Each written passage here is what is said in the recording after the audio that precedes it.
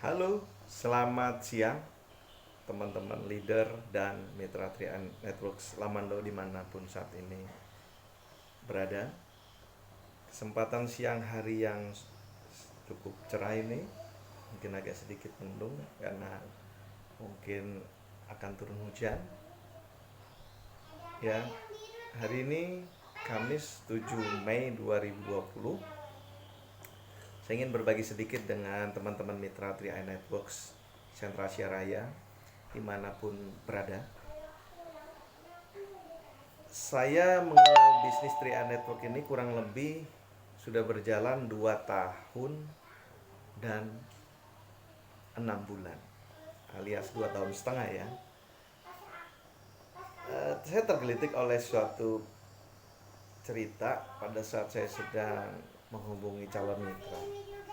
Calon mitra ini kalau saya kenal orang yang sangat potensial sebenarnya.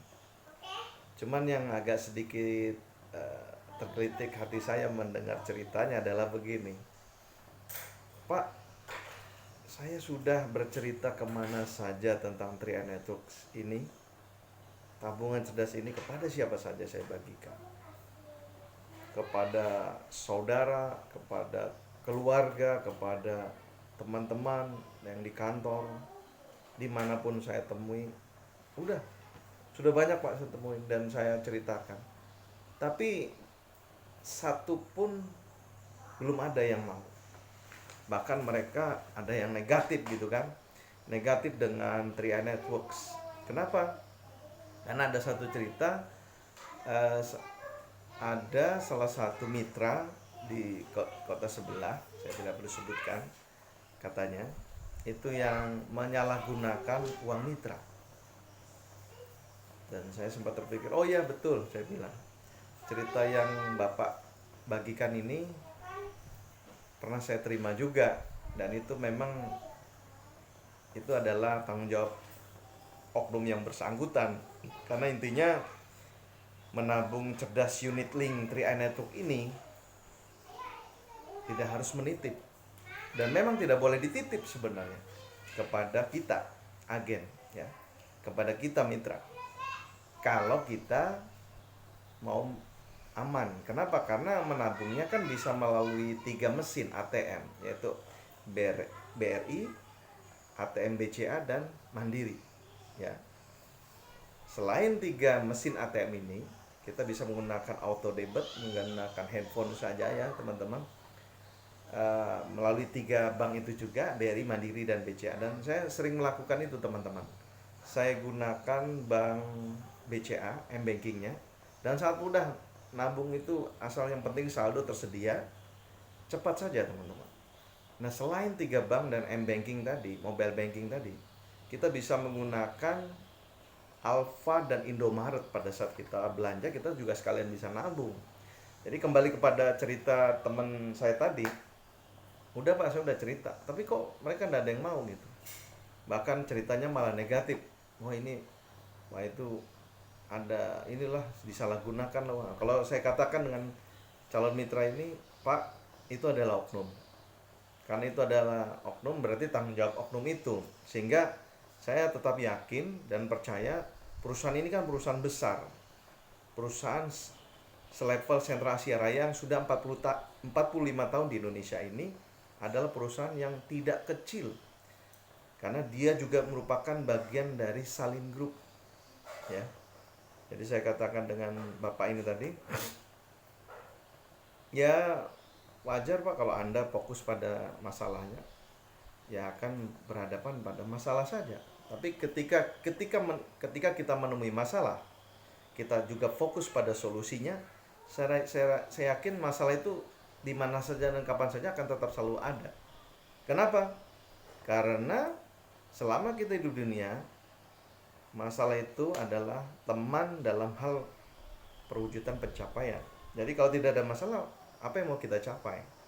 Nah, jadi saya katakan, Pak, gimana Bapak mau mengajak orang sementara Bapak sendiri belum bergabung, mengetahui secara mendalam tentang bisnis Trian Network ini? Jadi ada yang aneh, Pak. Bapak kan nanti cerita bahwa ini produk bagus, produk ini jangka panjang, produk ini untuk masa depan keluarga. Tapi bapak atau kita sendiri belum ikut, belum bergabung, belum gunakan produk tabungannya, belum menabung, ya jadi menjadi hal yang tidak rasional gitu kan. Kenapa tidak rasional? Kita kan menawarkan produk bagus bagi orang lain. Kalau memang produk ini bagus, kenapa tidak kita gunakan dulu? Supaya ketika kita meyakinkan mereka yang kita ajak, mereka pasti akan ada yang kritis. Kalau memang ini produk bagus pak, saya mau nanya, bapak sendiri sudah ikut belum? Sudah nabung belum? Kalau belum nabung, bapak mau ngajak saya kan jadi lucu pak gitu. Nah itu saya katakan, jadi memang perlu membuka pola pikir ya teman-teman. Mindset itu perlu dibuka. Karena sekarang gini, kita kan secara rasional aja. Saya yakin karena ini bisnis jangka panjang, dia memiliki support system, memiliki nama baik yang besar, selevel Salim Group. Kemudian marketing plan-nya ada. Artinya ketika kita menjalankan bisnisnya, kita tahu terukur apa yang akan kita dapatkan. Dan saya sendiri sudah membuktikan, teman-teman. Teman-teman nanti bisa saya tunjukkan melalui video lainnya bagaimana bukti di Trianetuk yang saya terima dan saya rasakan hingga saat ini. Saya mengalami kalau menabung itu sekarang boleh dikatakan saya gratis. Dari 12 tabungan, satu pun tidak ada yang saya bayar dengan uang pribadi, tapi dari bonus. Nah ini yang menarik. Makanya boleh dikatakan inilah pola menabung cerdas. Bagaimana pengeluaran kita menjadi sumber penghasilan. Ya mungkin Pak gimana caranya? Yang saya tahu kan menabung itu mengeluarkan duit tuh. Ya itu betul Bapak Ibu. Kalau kita menabung di bank umum ya, ini tidak ada maksud untuk menjelekkan instansi bank, bukan. Kalau kita menabung di bank, suatu waktu bisa diambil, apakah itu yang dikatakan menabung? Kalau saya rasa itu bukan menabung, itu hanya nitip. Tapi kalau kita menabung itu bisa di bank juga boleh, tapi tidak untuk kita ambil dalam jangka waktu tertentu. Misalnya 5 tahun, 10 tahun, atau di atas itu. Tidak, jangan diambil dulu. Nah, cuman itu tadi, bunga bank dan deposito itu boleh dikatakan relatif kecil, teman-teman. Karena apa ya? Karena kita itu akan menghadapi ketika bunga bank di angka 2% per tahun atau deposito 6% per tahun ya. Itu masih ada biaya untuk pajak, biaya administrasi dan inflasi. Inflasi per tahun itu rata-rata di angka 3-5%. Jadi kalau misalnya deposito 6% per tahun, berarti pengembangan dana yang kita simpan di instansi bank itu hanya kurang lebih selisihnya 1%. Sehingga boleh katakan 1% ini angka yang kecil untuk sebuah pengembangan dana investasi kita. Jadi boleh dikatakan kita perlu sadari bahwa kita perlu mengetahui kendaraan apa untuk mengantarkan dana investasi kita ini bisa jauh dalam pencapaian. Makanya ada teman lainnya pun bertanya pada saya, Pak, Anda ini kan memiliki 12 tabungan, terus kok bisa dan ngapain banyak-banyak gitu kan. Saya katakan begini dengan ibu itu, ibu kalau memiliki satu kaplingan tanah, terus kemudian ibu memiliki anak dan membutuhkan dana untuk biaya sekolahnya ya, sementara dan kaplingan tanah itu suatu ketika diberikan kesempatan kita tahan dan dia di lokasi yang strategis ya, tentu dia nilainya akan bertambah atau meningkat. Tapi oleh desakan kebutuhan karena faktor biaya pendidikan yang harus segera disiapkan, tiba-tiba harus kita jual. Tentu tidak bisa kita jual dengan harga yang kita mau, tentu harus ketemu harga antara pembeli dan penjual. Dan saya yakin kalau kita mau jual cepat, itu kecenderungannya kita ketemu harga yang tidak begitu bagus. Artinya harganya pasti harga yang relatif cukup rendah atau sedang gitu ya. Kalau tinggi sekali sulit karena itu kan deal-dealan gitu ya. Nah, akibatnya ketika kita hanya memiliki satu kaplingan, Anggaplah kita memiliki kaplingan tanah. Jadi tabungan ini saya anggap seperti kaplingan tanah. Ketika kita jual, kita butuh dana nih. Akhirnya kita tidak punya kaplingan lagi, tidak punya lahan investasi lagi. Terus apa yang terjadi? Sementara kita masih ada kebutuhan lainnya selain membiayai pendidikan anak. Kita masih memerlukan, misalnya mungkin perlu membeli kendaraan, karena seperti misalnya kendaraan roda 4 itu bukan menjadi barang tersier lagi, tetapi barang primer.